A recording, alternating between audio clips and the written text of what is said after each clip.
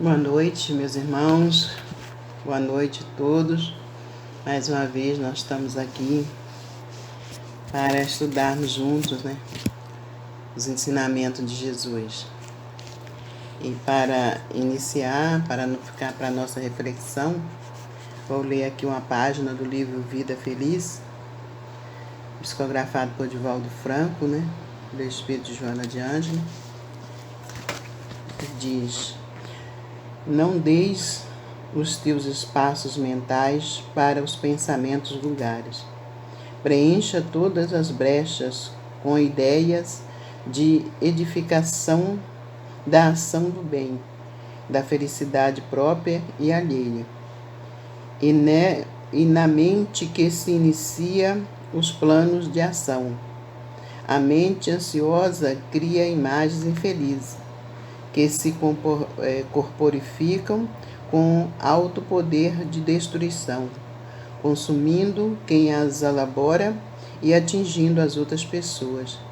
Luta com vontade para que a hora vazia não se preencha de lixo mental, tornando-te infeliz ou vulgar. E essa aí página fica para nossa reflexão. Então vamos iniciar com a prece, Vamos, em primeiro lugar, agradecendo ao nosso Mestre Jesus por mais essa oportunidade de estarmos aqui, agradecendo nossa Mãe Santíssima, aos nossos amigos espirituais que sempre estão conosco, nos amparando, nos auxiliando, e que estejam conosco agora também, nesse momento, abrindo a nossa mente, nos ensinando a palavra do Mestre. Ser conosco, abençoando-nos a todos que aqui se encontram nesta noite reunidos. Que assim seja, graças a Deus. Irmãos, hoje nós vamos estudarmos aqui junto um pouquinho da parábola do festim das bodas. Essa parábola está no capítulo 22 de Mateus, mas ela também aparece em Marcos e em Lucas. Mas nós vamos falar do capítulo 22 de Mateus. Então, diz assim: Jesus, conversando com os fariseus, doutores da lei, saduceus, diz assim, em resposta, novamente Jesus os falou em parábola, dizendo: o reino dos céus é semelhante ao homem, rei, que preparou as bodas do seu filho e enviou seus servos a achar os convidados para as bodas, mas não quiseram vir. Novamente enviou outros servos, dizendo: dizei aos convidados: eis que o banquete está preparado, os meus bois e cevados abatidos, e tudo pronto. Vinde para as bodas. Mas eles se foram, sem se importarem. Uns para os seus próprios campos, outros para os seus próprios negócios. E o restante agarraram os seus servos, ultrajaram e mataram. O rei ficou irado e enviou suas tropas, exterminou aqueles assassinos e incendiou a cidade deles. Então diz aos seus servos: as bodas estão prontas, mas os convidados não eram dignos. Ide, portanto, às saídas das estradas e convidai para as bodas todos os que encontrarem. E os servos, saindo pelas aquelas estradas, reuniram todos os que encontraram, tanto bons quanto maus. E as bodas se encheram de convivas. O rei, então, entrando para contemplar os convivas, viu ali um homem que não estava vestido com as vestes nupcial. E disse-lhe: companheiro, como entraste aqui sem veste nupcial? Ele se calou. Então o rei disse aos seus servidores: depois de amarrarem seus pés e suas mãos, lançai-o para fora nas trevas exteriores. Ali haverá pranto e ranger de dentes, porque muitos são chamados, mas poucos são escolhidos. Bom, inicialmente precisamos falar um pouco sobre parábola. Sempre, nós temos que nos lembrar o que é parábola. O que são parábolas? Jesus, na qualidade de governador do orbe, espírito de máxima grandeza, por nós que estagiamos aqui na Terra, o guia e modelo da humanidade, por certo, poderia ter se utilizado da linguagem que ele quisesse, poderia ter construído o seu ensino utilizando-se de ferramentas pedagógicas possivelmente desconhecida por todos nós até hoje. Porque é difícil comparar nossa limitação espiritual, intelectual e emocional com a grandeza de um espírito do porte de Jesus. No entanto, certas lições são básicas. E nenhum mestre, por mais grandioso que seja, pode desprezar o básico. E é algo básico na pedagogia. O professor, aquele que ensina para fazer-se entendido. E Jesus encontra na sua plateia de ouvintes, há 2000 anos atrás, um povo oriental, não um povo ocidental, na sua maior parte. Um povo com uma cultura específica, um povo com uma língua específica, que tem uma tradição religiosa. E para se fazer-se compreendido por essas pessoas, Jesus teve que adaptar-se ao seu ensino transcendente ao cotidiano desse povo. Então, aqui nós destacamos 2 pontos fundamentais. O conteúdo do ensino de Jesus toca aspectos imperecíveis. Porque Jesus não fala para um encarnado específico.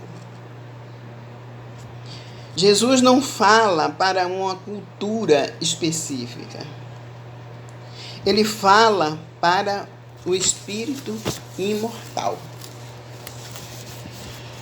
Fala de realidade transcendente e imutáveis. Por quê? Porque fala da lei divina que rege os nossos destinos espirituais. Esse é o conteúdo do ensino de Jesus.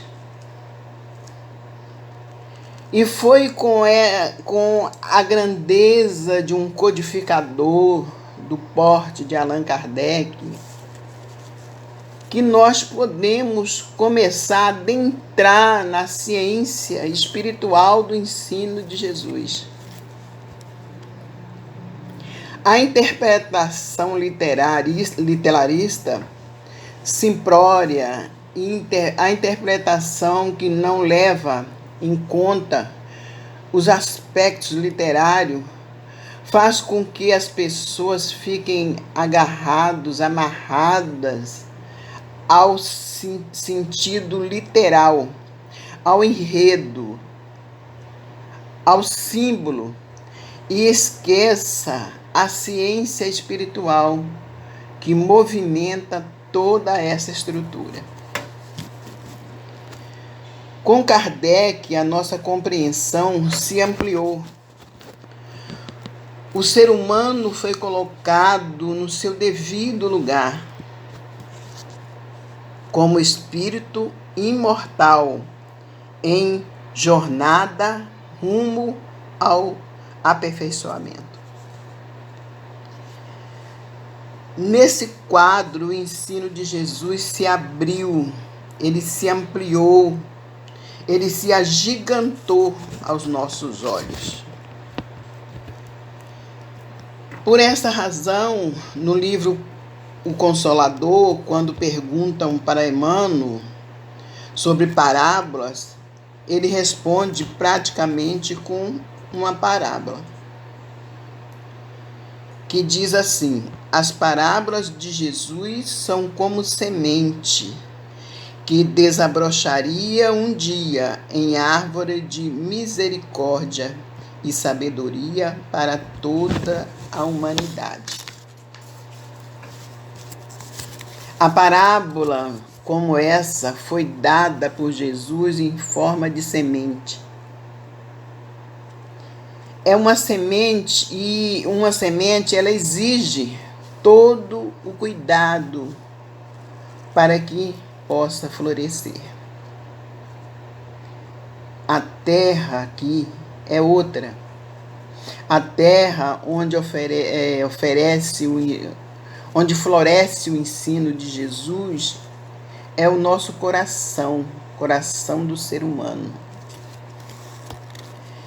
E esse terreno é esse terreno que nós oferecemos para que essa semente desabroche, cresça, frutifique, gerando frutos de sabedoria,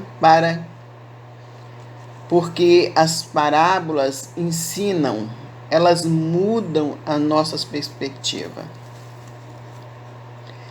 Elas mudam a nossa visão da vida, de Deus e da evolução espiritual.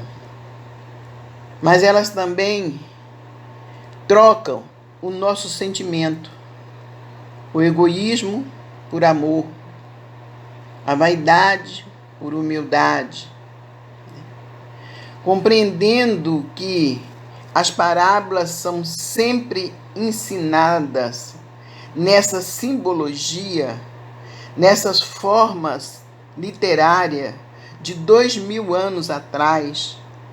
Eu convido a todos a fazermos uma viagem ao passado. Porque as parábolas, para serem compreendidas de uma forma mais ampla, exige de nós um deslocamento, uma capacidade de abstrair a sua própria cultura, a sua própria língua e mergulhar em outro mundo, no mundo da Palestina do primeiro século. E aqui nós selecionamos alguns textos. Por que Jesus compara o reino de Deus a uma festa de casamento? Ele convida, né? Qual seria o sentido disso? Porque Jesus porque ele convida as pessoas para uma festa de casamento. Os convidados especiais, porque é um rei, é uma festa real. E o curioso dessa parábola, aliás, toda a parábola de Jesus tem essa coisa curiosa, que é para forçar os ouvintes a pensar. Os convidados especiais recusam o convite. O convite, então, é estendido a todos, indistintamente. Ele sai convidando qualquer um. Né? Ao iniciar-se a festa, mesmo sabendo que ele convidou pessoas de vários níveis, econômico, social, cultural, alguém não foi trajado adequadamente para a festa. Mas o rei deveria esperar por isso. Afinal, ele convidou qualquer um. Outro ponto curioso da parábola. O rei se desagrada e destrói a cidade deles. Mas mesmo assim, mantém a festa. Que é bom dizer, é bom lembrar que naquela época, as festas de casamento duravam 7 dias. Jesus compõe as suas parábolas com o improvável. Por quê? Para que o leitor fique atento. Vamos recordar, Jesus aqui falava do transcendente. Falava de aspectos ligados ao Criador. A condução da nossa evolução espiritual. Mas para falar de coisas transcendentes, utilizava material concreto. Utilizava material do cotidiano das pessoas que estavam ouvindo. Em todos os textos da tradição do povo hebreu, a união do ser humano com Deus é simbolizada pela figura de um casamento. Pode abrir o livro do profeta Jeremias, capítulo 31, 32 a 35. Pode abrir o livro do profeta Isaías, principalmente do profeta Oséias, capítulo 2, 3 e 4. O que eles vão dizer? Quando alguém se entrega a Deus, naquela cultura ocorre um casamento. No profeta Oséias, o assunto é desenvolvido com uma beleza poética. No capítulo 3 e 4 de Oséias, ele diz, é dito que a cidade de Jerusalém e a cidade de Samaria são 2 mulheres que abandonaram o seu marido e se prostituíram. Porque nessa simbologia dos profetas, abandonar o Criador tem o nome de prostituição. Toda vez que nós nos afastamos da lei divina, toda vez que nós rebelamos espiritualmente, nós afastamos da bondade, nos afastamos da bondade, da condução de Deus. Esse comportamento é simbolizado pela prostituição. Não tem nada a ver com questão sexual. E o contrário é verdadeiro. Toda vez que nós nos voltamos para Deus, para o reino de Deus e de sua justiça, como dizia Jesus no Sermão do Monte, esse movimento simboliza pelo casamento de uma virgem. Esse é o símbolo Basta lembrarmos a parábola das 10 virgens. O que elas faziam? Elas se preparavam para um casamento. A primeira aparição de Jesus se deu onde? Em Canaã, na Galileia, em uma festa de casamento. João Batista, ao encontrar Jesus, diz: ele é o noivo, e eu me regozijo em servir o noivo. Eu sou amigo do noivo. Emmanuel vai responder isso no livro Consolador, dizendo que a humanidade vive até hoje um período de noivado. Um noivado com a revelação da lei divina. Não operou-se ainda a união definitiva.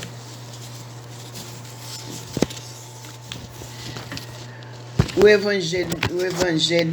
evangelho ainda não foi integralmente, não entrou integralmente ainda no nosso comportamento.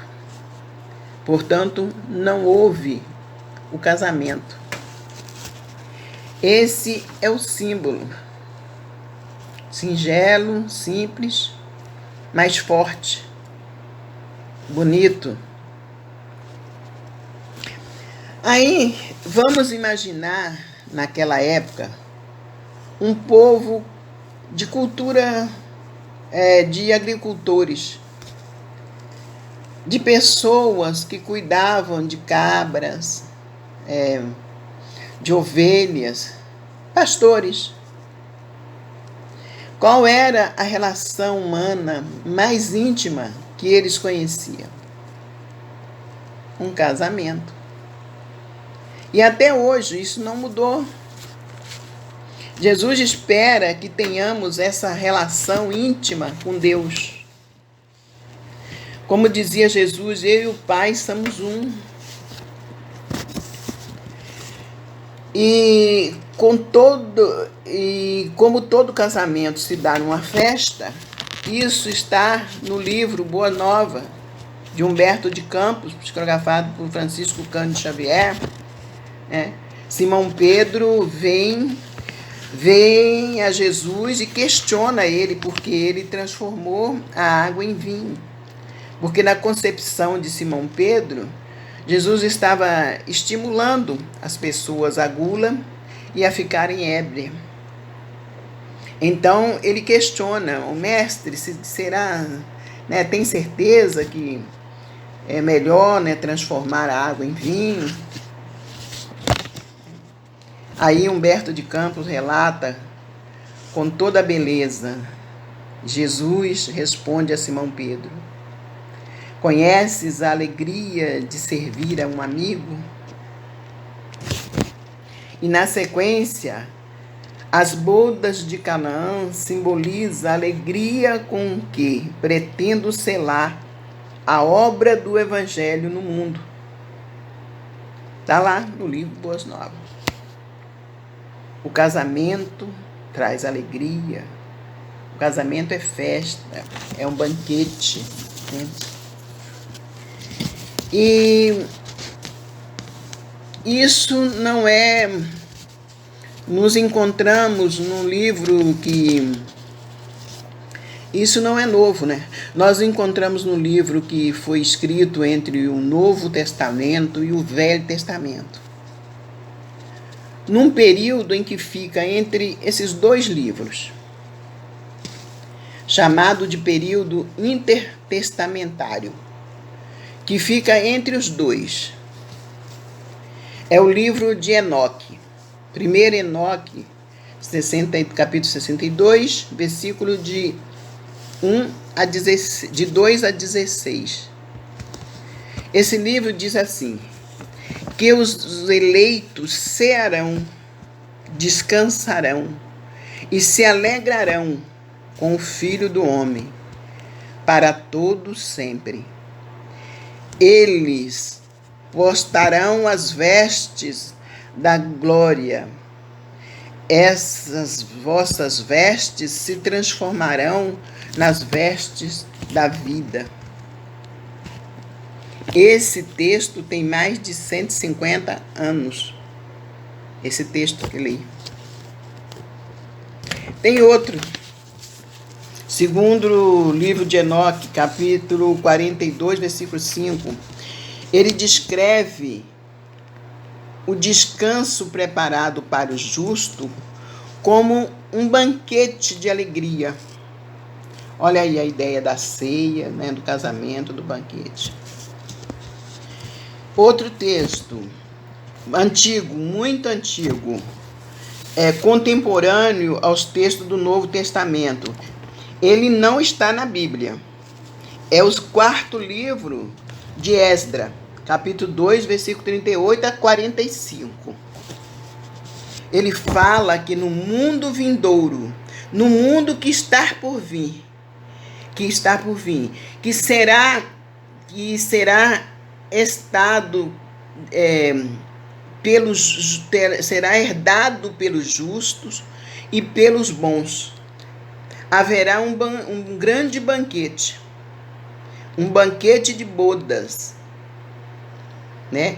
Exatamente como na nossa parábola. Mas ele fala assim, que nesse banquete os convidados irão tirar as vestes mortais e vestirão as vestes imortais. Fantástico, né, gente? Simbologia. Nós vamos chegar ao cerne da parábola. Que vestes são essas? Na concepção daquele povo, eles já entreviam um mundo feliz. Eles já imaginavam que a terra passaria por um período de transição e seria transformada em um mundo em que a paz, a justiça e a fraternidade, o amor reinariam. É fantástico. Mas eles sabiam que no mundo desses não era possível usufruir da felicidade com as vestes mortais. O corpo aqui é visto como veste. É o que nós aprendemos com Kardec, que o espírito imortal também se veste. Se veste de um corpo físico, se veste de um cargo, se veste de um título acadêmico, se veste de uma posição social, se veste de uma conta bancária. Não é fantástico isso? Observar, por exemplo, né? Nós podemos assim observar, por exemplo, André Luiz chegando no mundo espiritual. Ele foi conversar com Clarencio para pedir um trabalho. E ele imaginava o seguinte: olha, eu sou médico, né? Posso pedir aqui um consultório para que eu possa dar consulta. Imagino, né, que ele deve ter pensado isso, né? Para dar consulta umas 2 vezes por semana e tal, né? Por algumas horas. Porque ele imaginou que as vestes que ele tinha aqui, né, seriam as mesmas vestes de lá. Mas aí, sabiamente, Clarencio coloca uma outra pessoa para ser atendida junto com ele. E essa outra pessoa era uma senhora que já estava há anos em nosso lar e não trabalhava, porque não se dava bem com nenhum tipo de trabalho. Colocava ela em lá não dá, não conseguia. Aí colocava em outro, o pessoal lá é meio complicado. Aí ia para outro, não sei, não me dei bem com o pessoal lá. Aí Clarencio disse: minha irmã, eu sugiro para você um período de repouso. Vai para o Parque das Águas, descansa, reflete na sua personalidade, nas suas atitudes. e depois você volta aqui. Aí André Luiz já ficou sem graça de pedir um cargo de médico, né? E já começou a pensar, bom, vou estar disposto a pedir um trabalho. E o trabalho que ele recebeu era de alguém que ajudaria no serviço de enfermagem. Naturalmente, deve ter sido um choque para ele, André Luiz, que estava acostumado com outro tipo de veste. As vestes brancas daqui, né? E de repente se vê limpando o chão, ajudando, sendo auxiliar de enfermagem. Quer dizer, trocou de veste. Porque não há equivalência das vestes daqui e das vestes de lá. Aqui você pode ser alguém famoso, alguém repleto de recursos, e chegar no mundo espiritual e a sua veste ser de um miserável espiritual. Como você também pode envergar aqui uma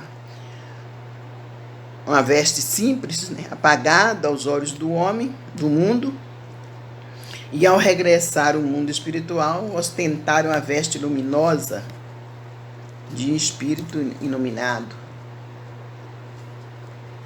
As vestes não são as mesmas.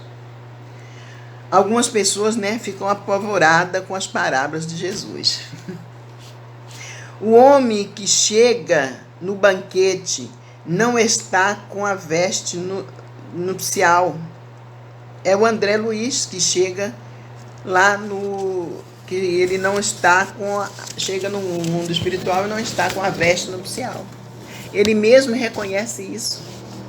Ele diz: vivi no mundo como alguém do mundo. E ao regressar ao mundo espiritual, ele fala isso lá no primeiro capítulo do livro Nosso Lar. Me sinto como um paralítico. Me sinto como um cego, como um surdo, incapaz de me movimentar no mundo espiritual. Ele não se preparou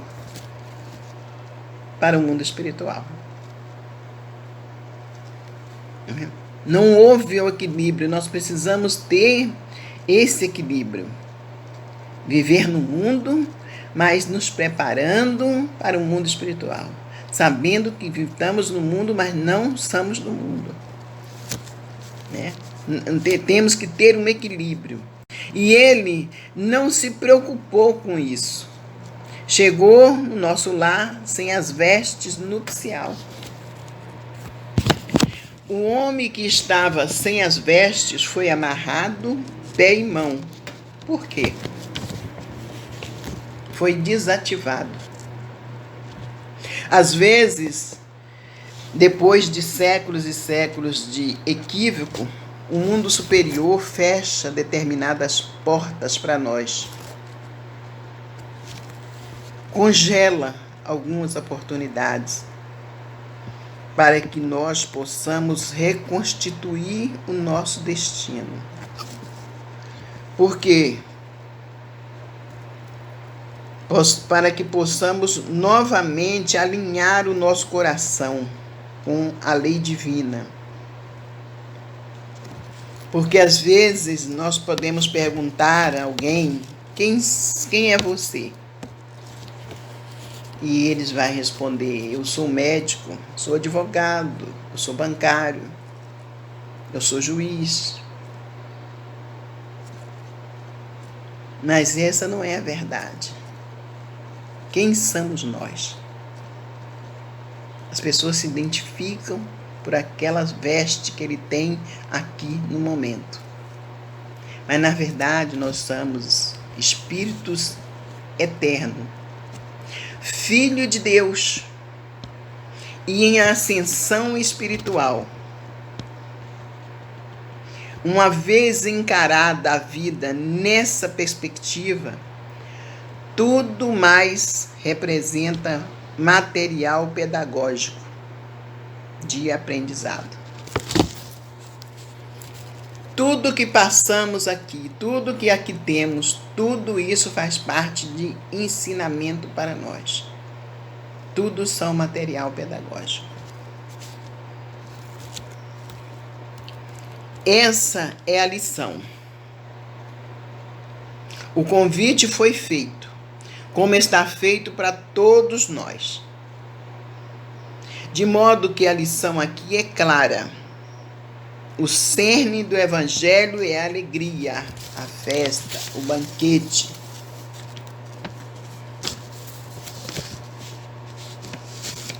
Nós precisamos entender isso, que nós estamos aqui com essa veste, é temporário.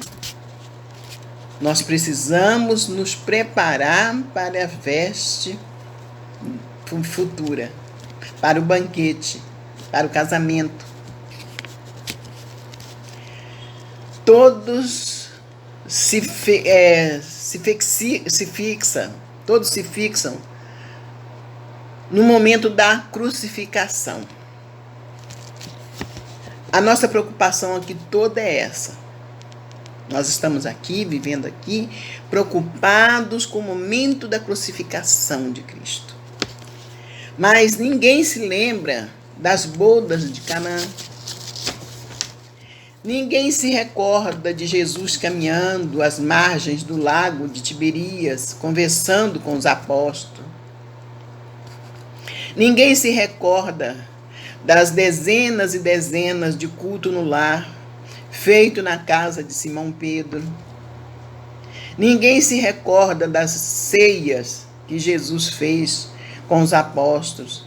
Centenas de momentos de confraternização, de amor, de carinho de Jesus. Nós apagamos tudo para nos fixar somente na cruz. Humberto de Campos tem um conto muito curioso. Ele diz que Jesus andava com os apóstolos e de repente encontraram um cão morto, um cachorro morto. Todos os apóstolos colocaram a mão no nariz. Ai, meu Deus, que cheiro horrível. Ai, que cheiro ruim. Passando direto. Ai, que cheiro horrível.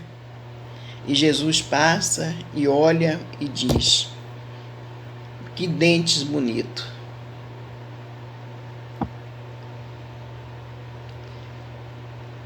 Esse conto nos faz refletir de que devemos, durante a tribulação, durante os momentos difíceis, procurarmos olhar para a melhor parte daquilo, para a parte mais bonita daquele momento.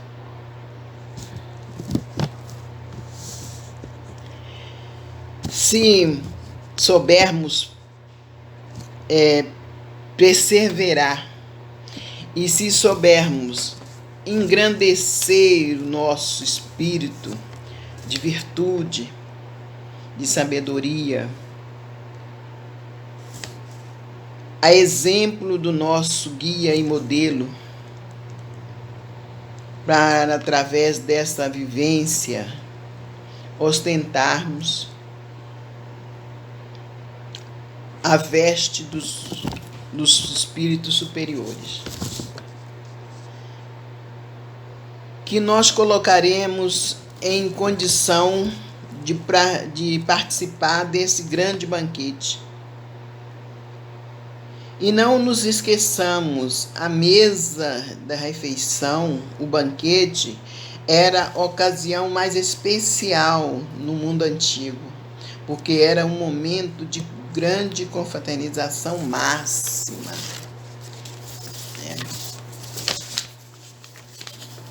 Era tão importante que Jesus fez questão que a ceia antecedesse a crucificação. Ele tinha necessidade de compartilhar. de comungar. E o mundo em que a terra se tornará por ser um grande banquete, onde todos nós vamos nos reunir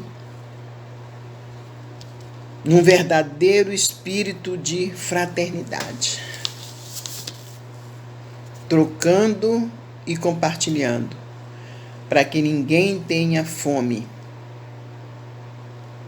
material e espiritual.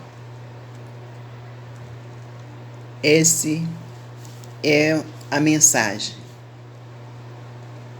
Que venhamos a nos preocupar com, não ficarmos preocupados com essas vestes que temos aqui, porque essa não vai para o mundo vindouro.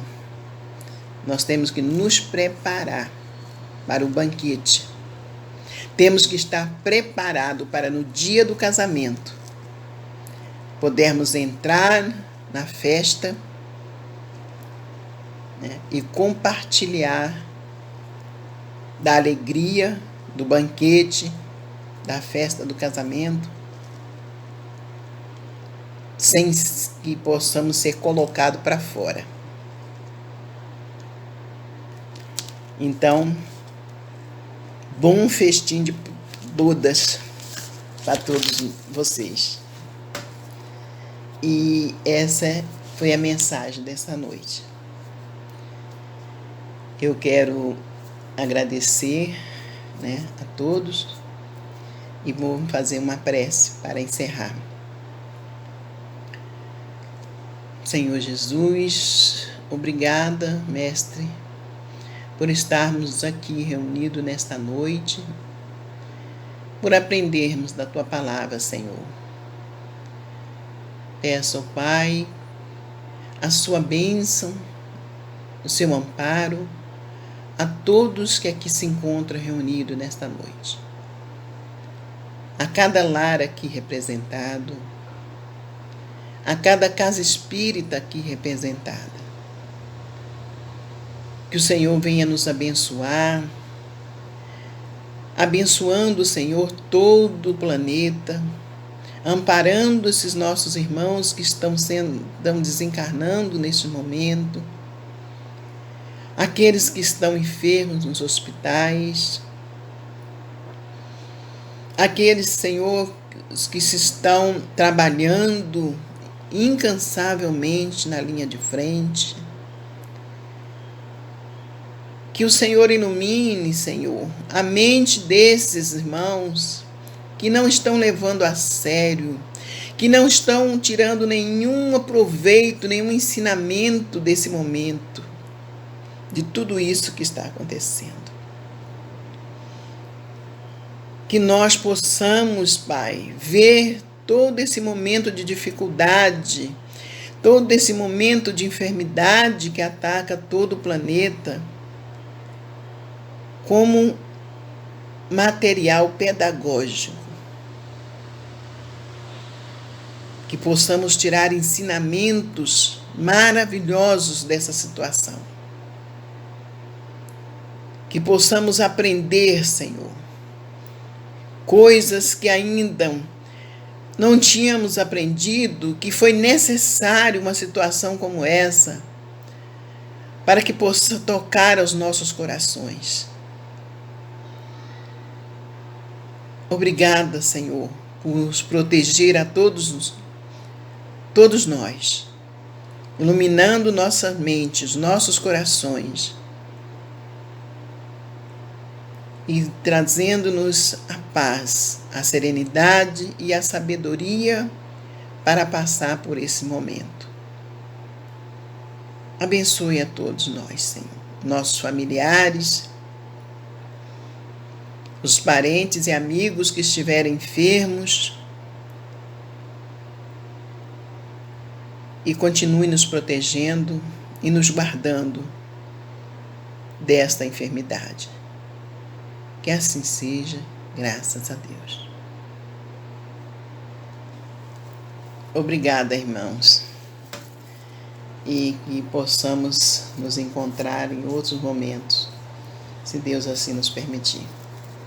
Boa noite.